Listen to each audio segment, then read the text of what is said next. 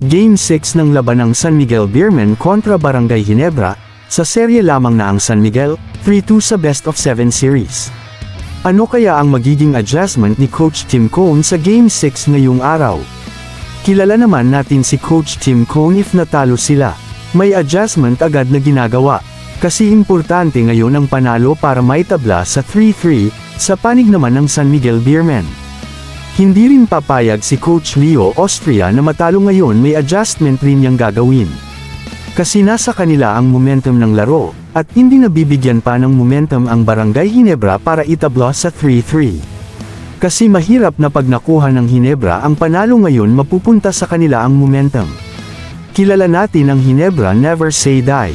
Pero ang San Miguel ang hari ng All-Filipino Cup, at si Coach Leo Austria ang maraming championship experience pagdating sa All-Filipino Cup, dahil andyan pa si Junmar Fajardo walang makatapat pagdating sa All-Filipino. At ngayon pasok na ang TNT tropang 5G sa final, naghihintay na lang sila sa mananalo sa kanila. Pag nakuha ngayon ng San Miguel Beermen ang panalo, rematch ulit sila ng TNT sa All-Filipino Cup dahil sila ang naglaban sa final last year sa All-Filipino Cup. Pero prediction ko ngayon panalo San Miguel kasi nasa kanila na momentum ng laro.